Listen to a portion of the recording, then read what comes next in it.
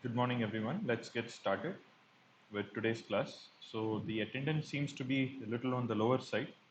I don't know if there is a class which is just getting over. Okay, so before I start off with my the lecture, uh, I had mentioned that this week I'd be posting the papers which are for your open book exam. Okay, so this is one of the papers that I'll be uploading.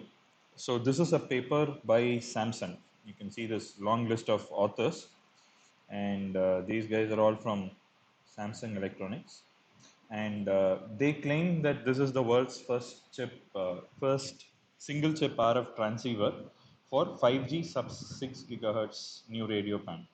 Okay, uh, I'll just read through this. So this is a long paper. I mean, not too long. It's 12 pages. Out of the 12 pages, I think the last two pages are just their, photographs and biographies. So that's like about, and this is also references. So it's just a 9-page paper. It's not too long. I'll also be uploading a couple of papers more. These papers will draw from the theory that we have learnt in the class, and we will be. I expect you to read the paper, and as I mentioned in last class, you have to start reading the paper from now on. If you open the paper on the day before the exam, you will flunk.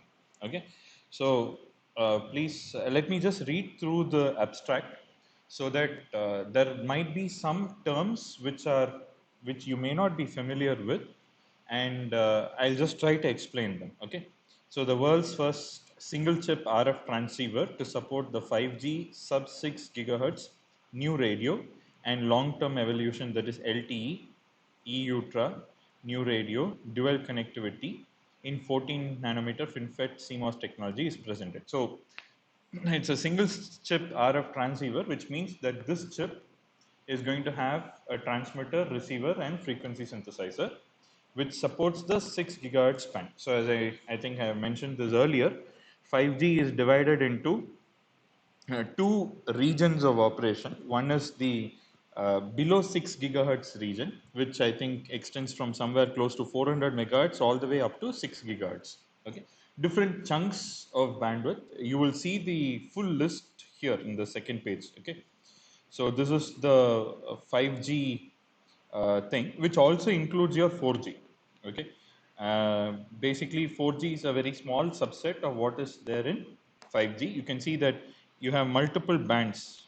Okay, in blue is FDD, meaning frequency domain duplexing. Downlink, DL is downlink, UL is uplink.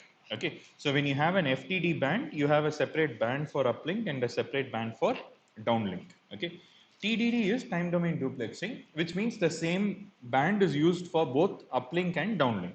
Okay, and this is usually with reference to the user terminal. So for your mobile, downlink is what it is going to receive from the base station, and uplink is where you are transmitting to the base station. Okay, so you can see the different bands here. So some are FDD bands, some are TDD bands. So you can see that there are different band numbers and occupying different spaces in the region between, let's say, zero point 0.4 to 0.95 gigahertz. Then again from 1.4 close to 1.4 to some 2.7 gigahertz. Then again from somewhere close to 3.4 to around 6 gigahertz. Okay. So typically in the industry, when you work in place like Samsung or Qualcomm, they call this as the low band. This is called as the mid band or the mid high band, and this is the ultra high band or LAA. Okay.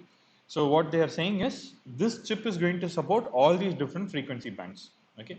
So there is a new radio so some bands are called as NR, new radio.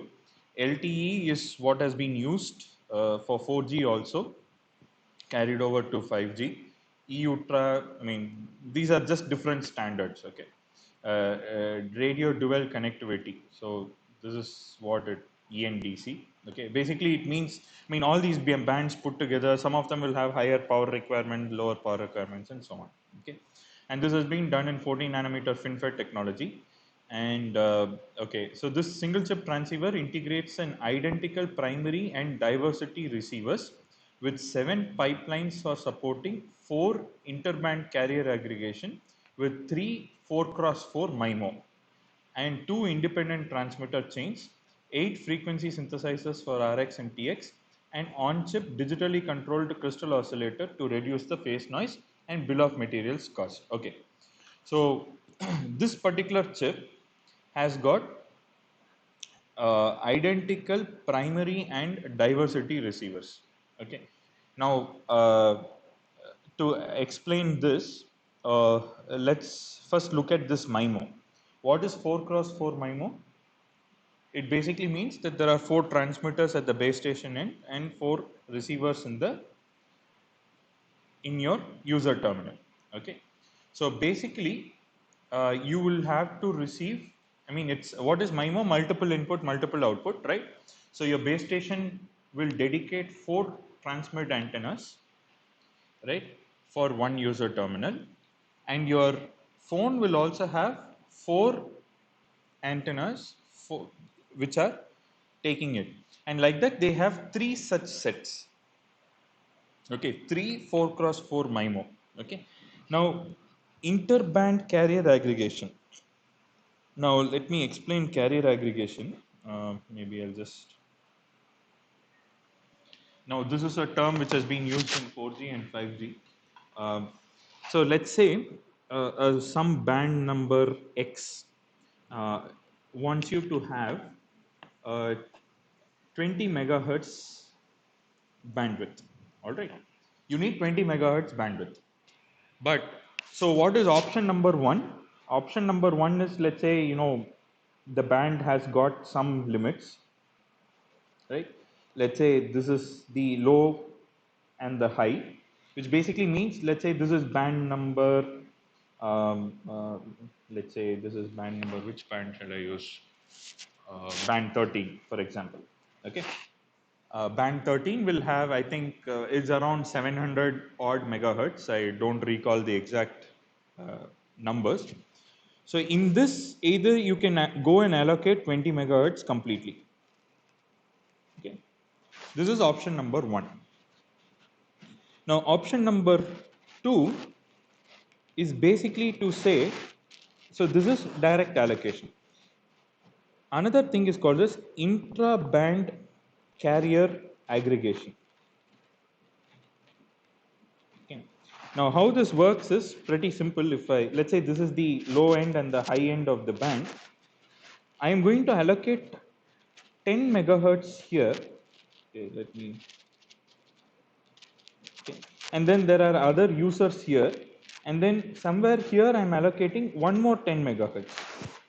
But both these bands are inside the same, I mean, both these channels are inside the same band. Okay, so what basically are doing is your communication needs 20 megahertz of bandwidth, which is implemented by splitting it into two 10 megahertz bandwidths. Okay, so one 10 megahertz bandwidth is at a certain carrier frequency here, and the other 10 megahertz is in another carrier frequency, but both the carrier frequencies are staying within the same band 30, okay, or band 27, or whichever band you're taking. Okay, so this is called as intra-band carrier aggregation. So what you're doing is you're not able to support the entire bandwidth in one continuous chunk, so you can split it as 5, 5, 5, 5, or you can split it as 10 plus 5, 10 plus 10, or 15 plus 5, depending on what is available. For example, you are in a certain tower. I mean, you are connected to a certain base station, and let's say already somebody has been allocated here, right? And you have only some chunks of 10 megahertz here and there.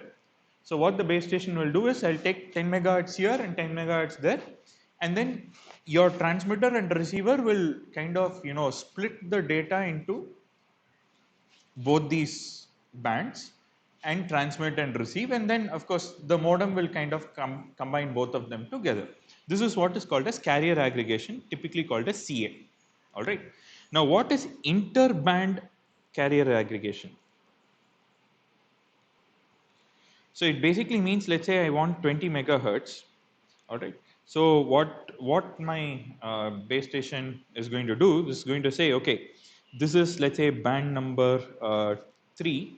I'm giving you 5 megahertz here, and in band number 13, I'm allocating some 5 megahertz again, and I'm going to take you to, let's say, band 8, and I'm going to give you another 10 megahertz. All right. So this 20 megahertz is chopped into multiple chunks which are spread across different bands. This is what is called as interband carrier aggregation. So what they are saying here in this paper is that they are supporting uh, 4 interband carrier aggregation. That means up to 4 different chunks can be aggregated together. Okay. Now it has primary and diversity receivers. So I think in your communication course you would have studied about you know what is that, path fading and fading effects and things like that. So you will what will happen is sometimes because of the way, because you see we are all living in concrete structures and so on, so there's a lot of reflection. Sometimes uh, you know they can just align in such a way that they destructively interfere, and you'll suddenly have a signal loss, right? So in such, so we can, it's very difficult to predict where what will happen, and that too in mobile phones you usually keep moving around the place and you'll be talking, right, or using data. So where it is constructively interfering, where it is destructively interfering, it's very difficult to tell, right? So which is why people have come up with what is called as diversity receiver. There is primary receiver and diversity receiver. So suppose, let's say you're using your primary receiver, suppose there is some destructive interference and you have fading effects, right? So suddenly the signal strength drops. What it will do is immediately it will switch to your diversity receiver. Okay. And both the antennas are not located very far away, but because of the nature in which interference happens, an antenna which is just a little far away might be actually still getting fairly good amount of signal. Okay. So that is what is called as a primary and diversity receiver. So 7 pipelines supporting 4 interband carrier aggregation with 3 4 cross 4 MIMO. Okay. And so they are, yeah. So this interband carrier aggregation is done in the RF RF domain domain. or in the digital domain? RF domain only. So how exactly will they do that? Okay, so what happens is, let's say you have a large amount of data to be transmitted or received, right?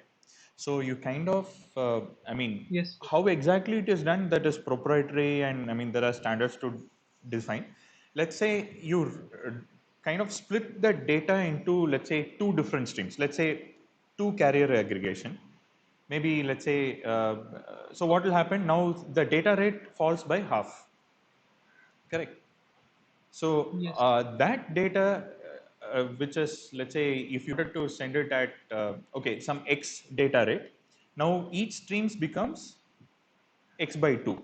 Now that X by 2 is sent to one, modulator, which does the quadrature modulation and other things, and the bandwidth, let's say, is 10 megahertz, Okay. and that transmits. Okay, and parallelly there is also something So else which is so transmitting. Okay, and of course they'll use. okay. So we basically pass the data through some band pass filter, try to aggregate it to halves, and then shift it to the carrier frequency. Correct. So basically that dropping of data rate happens in the baseband. All right. So, and Okay, sir. a lower data rate, I mean lower data bit stream reaches your modulator modem, which does the modulation. Of course, you'll have all this packet framing and all that header information, which makes sure your data is all properly synchronized. So that is, Yes. so each transmitter or each receiver is looking at only a reduced data rate signal. So like that you have, let's say, 2 parallel transmitters or 2 parallel receivers. All right. Yeah. Okay, sir.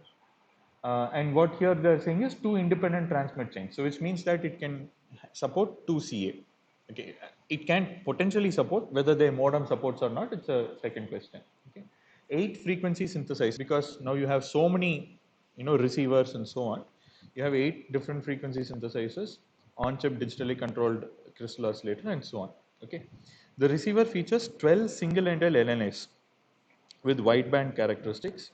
So if you recall, when I was talking about LNAs, I said that without inductor LNAs are preferred, or because many times you have a lot of LNAs being used.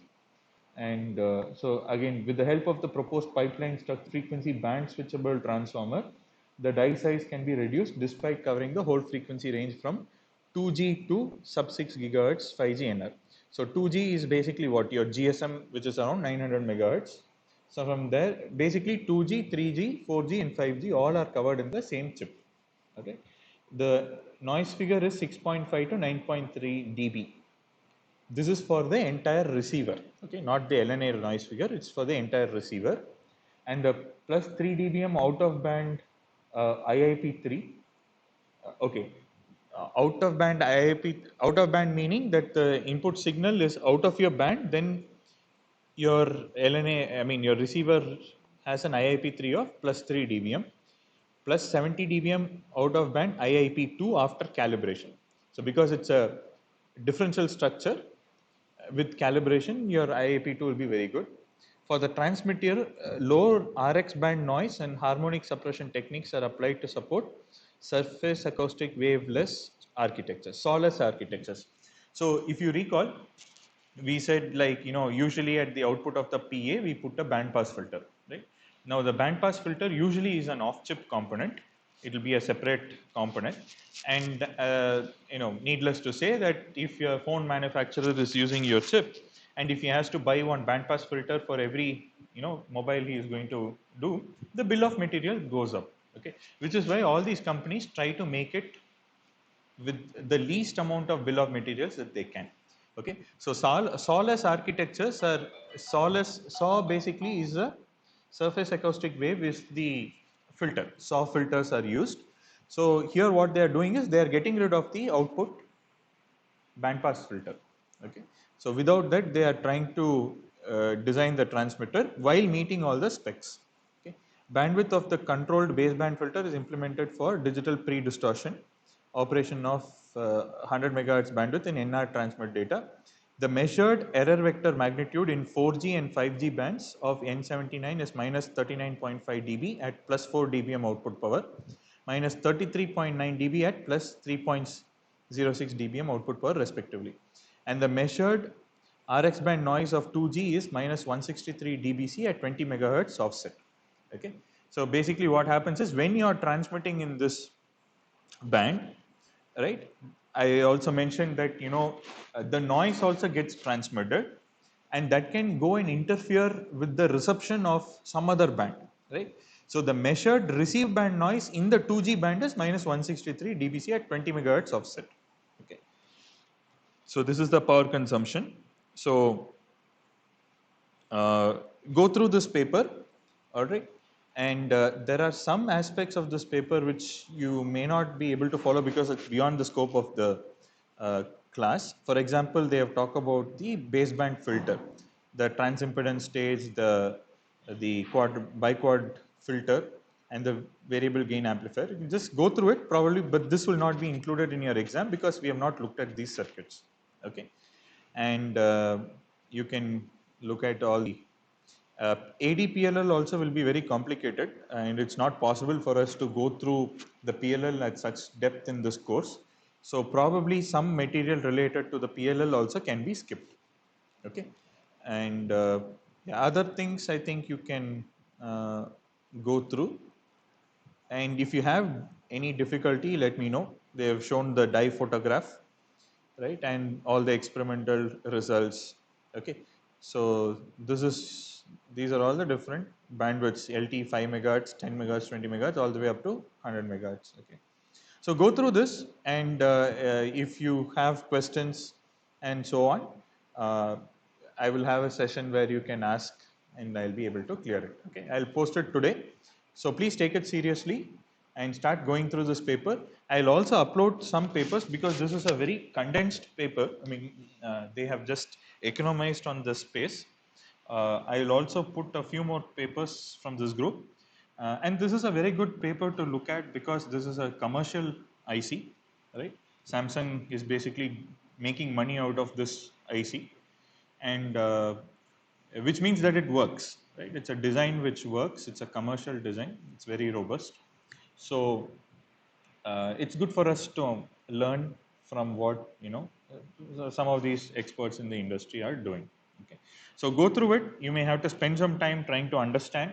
I'll also post a few more papers along with this, and you can start going through. And as I mentioned, please start working on your project. That's also very important, as it carries around 40% of the credit. Okay. All right. Now let's jump into our oscillator discussion. So today we are going to look at voltage controlled oscillators. In the previous class, we already looked at the different uh, parameters or the specifications for an oscillator, and we looked at it in fairly good detail. Now we also started looking at the Barkhausen's condition for oscillator, right? And we saw the conditions, which I am sure all of us are very familiar with. Now, typically there are two major ways of implementing oscillators. Okay. Now, one class of oscillators is called as LC oscillators, where you have inductors and capacitors. Okay, as the name obviously suggests. The other oscillator is called as a ring oscillator. Okay. Now, the ring oscillator does not have any inductors. All right. Now, I'm sure that you guys have already studied ring oscillators in your digital circuits and so on. So, what is a ring oscillator? So, if you're using single-ended inverters, you have to put odd number of, inverters in feedback. The simplest design that you will get is putting three inverters in a feedback like this, and this structure is going to oscillate, because let's say it starts off with the 1, this will go down, this will go up, and this will go down, right? So, and obviously, so once this goes up, basically it is in the next state, and so it propagates. Okay, and a very easy way to understand this is like, you have, let's say you have n stages, and you have, let's say, delta phi, uh, delta phi as the delay per stage, phase shift per stage. Let's write delta phi is the phase shift per per inverter. Okay, and n is the number of inverters. When will the how will this oscillate? When this n into delta phi is equal to 180 degrees, right? Because there is already a 180 degree coming because of the the configuration of the circuit, right? So there is a 180 degree phase shift. So delta phi happens to be 180 divided by n. In other words, you can also say that, let's say, delta t is the propagation delay of a single inverter, right? So n times delta t needs to be what? Capital T by 2. So this gives us delta t is going to be T by 2 by n. All right. So by putting oscillators, inverters in a feedback like this, this is how you'll have. So if you have a 3-stage ring oscillator, then the delay in each stage will be, the phase shift of each stage will be 60 degrees, right? 60, 60, 60, and again, by functionality, you have a 180 degree inversion, and you get oscillation happening at that particular frequency, right? So this is as far as ring oscillator is concerned. Now, needless to say, this is definitely low area. Correct. There are no inductors, massive inductors are not there, not even big capacitors. You just have inverters, extremely low in area. And also, what it does is it gives you square wave outputs. Correct. You have switching signals. That's also very nice.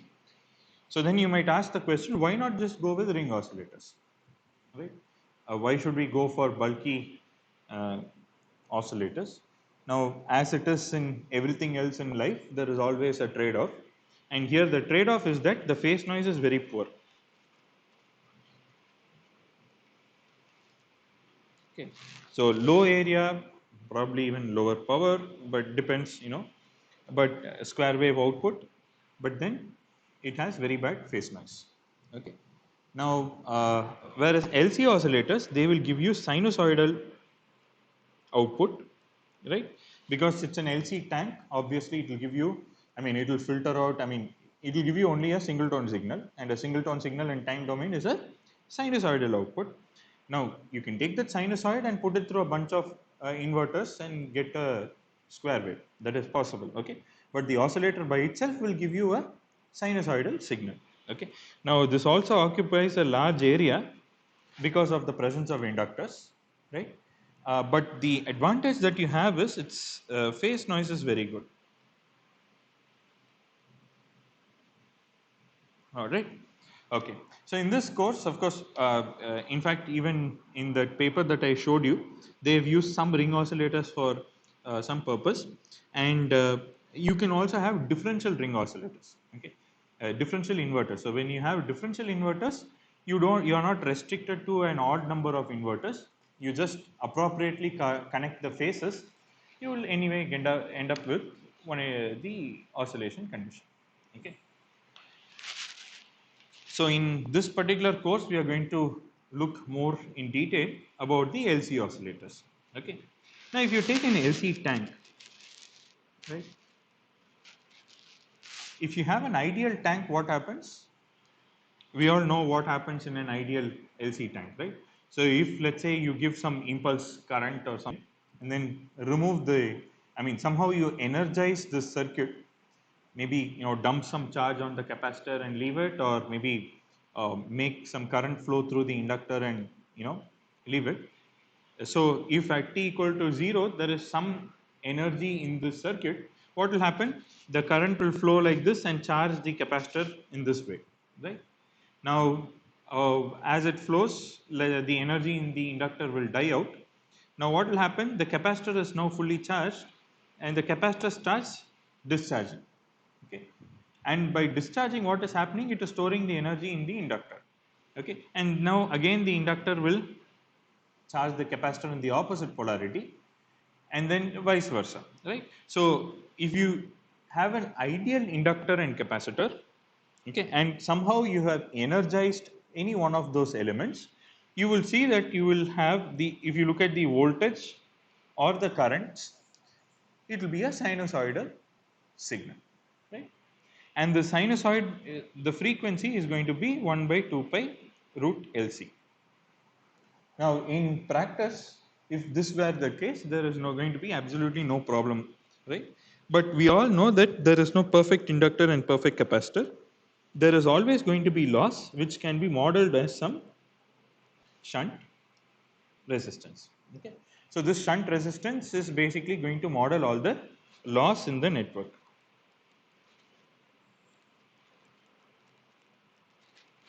Now, because of this RP, what will happen? Let's say by some means we have some switching arrangement by which we have energized, let's say, the inductor or the capacitor. It will again start, doing the same thing, right? The inductor will charge the capacitor and the capacitor will charge the inductor. But in the process of this energy transfer between these two elements, what will happen? The resistance is going to dissipate some amount of energy. Right.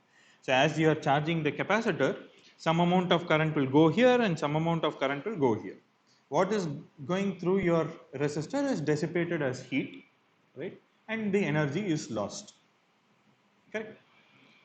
Or to be more technically correct, you can say that the energy has been transferred from the electrical form to a thermal form, okay, which of course becomes totally useless from the point of circuits, right? So now what is going to happen is, with every energy transfer cycle, you are going to have loss, and so the thing is going to look like something like this. Okay, it's going to basically exponentially die down. All right. So this is what will happen. Right. Now, if you want this oscillator to work, what do we need to do? We need to somehow create some negative resistance such that it can take care of this RP. Right? If you can somehow cancel this loss, right, if you, by some mechanism, if you cancel this loss, then your job is done. You can have sustained oscillation. Okay. So one scheme of doing this is going to be, let me, because our aim here is basically to produce sustained oscillation. One very popular scheme, let me just do it at a conceptual level first, semi-conceptual level, and then we'll go into the actual circuit. Let's say this is the L, C, and RP. What I'm going to do is I'm going to build a transconductor around it in this particular way. Okay, maybe I'm kind of going to put a MOSFET. Okay, now this MOSFET, let's say, has some transconductance GM, and let's say this input is, let's say, Vx. All right. So if you have a MOSFET and at the drain to source, you connect this RLC circuit, right? What is going to happen is from that particular node, you are basically going to this MOSFET is going to draw a certain amount of current, and this current is going to be equal to Gm times Vx. Now, this Vx is also going to come from the same output node. Let's call this Vout, and I'm going to, but the only difference is I'm going to multiply it by -1. All right. I'm going to tap the output, multiply it by -1, and then give it as the input to my transistor. Okay. Now what will happen? So this can be reduced down to a block diagram level, or a mathematical equivalent of saying, let's say this whole thing is some Z of j omega. All right, some impedance Z of j omega. Right. Now what is V out? V out is equal to minus GMVx into Z of j omega. Correct. Minus because the current is being drawn out of that particular node. So we can say that this has minus Gm multiplied by, let's say, Z of j omega, right? And this is your output. You're taking this, right? Let's say you don't have anything else, you're just adding it with 0 addition, and then here there is this additional -1. All right. So now we have reduced it to a block diagram which can be analyzed in the typical control system way. Now if you analyze this system, what happens? For Barkhausen's criteria to be fulfilled,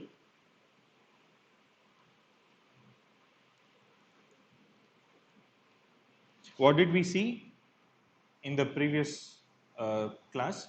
We saw that the h of j omega, the magnitude goes to 0, magnitude goes to 1, right? So what is the h of j omega here? It is -1 into minus gm into z of j omega. So it basically means gm times z of j omega has to be 1, right? Now gm is taken to be purely real, and therefore for this gm is real, and therefore for this equation to be satisfied, z of j omega also has to be, z of j omega naught has to be real, right? So if this is real, what does it come down to? It comes down to Rp, right? That we also know from our understanding of RLC circuits, that at resonance the reactive parts cancel out each other and you have only the real part remaining. Okay, so for this to work, for Barkhausen's conditions to be satisfied, the LC network has to be tuned to that frequency of propagation omega naught, and therefore you have Rp here. So what we can say is Gm times Rp is equal to 1. So if this condition is satisfied, you are going to have oscillations, sustained oscillations, right? So first let us look at the resonator. This we have already seen, right? So let's say this is the omega axis, right? And let's say this is the modulus of z of j omega. How does this look? And let's say this is the angle of z of j omega. At lower frequencies, how does the modulus plot look for a parallel RLC? At lower frequencies, inductor is a short. At higher frequencies, capacitor is a short. So it kind of starts like this, goes like this, right? And this value is basically RP, right? This is the magnitude plot. How is the angle plot? At lower frequencies, the inductor is dominating, so it will give you a lead of plus 90 degrees. The angle is plus 90. At this resonant node, I mean at this resonant frequency omega naught, the angle is 0, and at very high frequencies it's going to be minus 90 degrees. So the angle plot is going to be something, uh, rather it's going to be a little sharper, like this. All right. So this is how the resonance is going to happen. Now, this is a typical control system type of thing, right? And if you look at this particular feedback system, right? So you are going to have a, I mean, you can do the root locus plot, right? When GM times RP, this is what is going to determine basically the response of your system, right? So if you look at the S plane, let's say this is your S plane, right? Now what will happen when GMRP is less than 1, the poles are complex conjugate, it's basically an underdamped system. Please recall your understanding of underdamped, overdamped, critically damped, second order systems from your probably what, third semester, right? So here the open loop, the closed loop poles, if GMRP is less than 0, they are on the left hand side of the S plane. This is the sigma axis, this is the J omega axis, right? So you can write the expression, and then as you increase GMRP, right? If GMRP is equal to 1, okay, this is basically GMRP equal to 1, which is where you have sustained oscillations, and as you increase, so let's say this is GMRP less than 1, right? So when GMRP is less than 1, the poles are on the left hand side of the J omega axis, and they are fairly close, so which means that you will have a damped oscillations like how we saw here, right? You will have a damped oscillation, right? When it comes to the J omega axis, you will have sustained oscillations. Now when you increase it even further, when GMRP becomes greater than 1, right, the root locus moves something like this. Okay. So this is, let's say, GMRP greater than 1. Okay. Now when GMRP becomes greater than 1, now what happens is you will have a exponentially increasing oscillations, right? So it will be something like this, right? So this is how your root locus is going to be. Now everything is dependent on GM into RP or GM into Z of J omega, right? So if you increase the GM RP, it goes to the right hand side of the S plane, and you'll have exponentially increasing oscillations, which will basically the waveforms will go and will become very high. So if you want to have sustained oscillations, what do you need to do? You have to somehow make sure that you are placing the closed loop poles exactly on the J omega axis, right? So for sustained oscillation,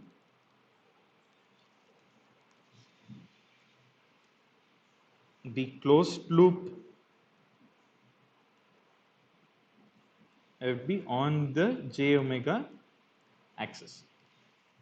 Now how can you do that? I mean, if you think of it, you have to kind of look at the output amplitude, do some peak detector or envelope detector, and have some feedback mechanism by which you control the amplitude. Something like that, some kind of a feedback loop has to be thought about, right? To make sure that, you can go and probably reduce the GM such that it is going to kind of be exactly on the J omega axis. But thankfully, we don't have to do all that stuff. We basically depend on the inherent non-linearity of the MOS device to do that. Okay. So if you look at the GM versus amplitude plot, okay, let x-axis be the amplitude and y-axis be the GM, it turns out that your GM is kind of flat at for lower amplitudes and it starts falling down at higher amplitudes. Right? So there is an automatic kind of a feedback loop here, right? As your amplitude increases in your oscillator, the GM starts dropping because because of the fact that because of the non-linearity, right? That we have already seen that GM is non-linear only in that small region. I think as amplitude increases, it's basically a non-linear function. Okay, so it is going to go and basically sit at a point where exactly GMRP becomes 1. Okay, so we depend on the amplifier's non-linearity or the transistor's non-linearity to help us to do this amplitude control such that we are going to place the poles exactly on the j omega axis. Okay, so which basically means that you design for a GM which is quite high, so that the circuit starts off right. There is a startup period for your oscillator. The oscillator. So initially, what will happen is your oscillator will begin with very small oscillations, right? And then the oscillations will start growing, and then it will reach this point GMRP equal to 1, where it starts sustaining the oscillation. Okay. So if you simulate an oscillator, this is how it will end up being. Okay. So since we are kind of running out of time, we will kind of close here. So we have already seen how to, this kind of a structure, right, is going to actually help us. Probably in tomorrow's class, we will build the full circuit, and what we will do is we will also see how we can control the oscillation frequency. Okay. So that will be for tomorrow's class. Any doubts, any questions? So if you're not very clear about this, GMRP, pole, root locus and other things, just derive the transfer function of this one. It's a very simple thing, right? If you take h of j omega, right, you can, let's just say, you can say h of j omega is nothing but GM times z of j omega, right? Now, you are basically going to, because it's j omega is now a second order system, and you're looking, the closed loop poles is going to be what? H of j omega divided by 1 plus h of j omega. This is the closed loop transfer function. Let's call it T of j omega. Right. So you can, or sorry, 1 minus h of j omega, because we have put it as a positive feedback system, right? And you can derive, if you substitute the expression for z of j omega, you will get complex conjugate poles. And as you change this product GM into RP, you will see that the pole locations move like this. This is the root locus of the poles, a little bit from your control systems. All right. Any doubts, any questions?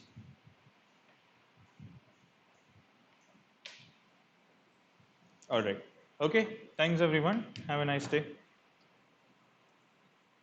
Thank you, sir. Thank you, sir.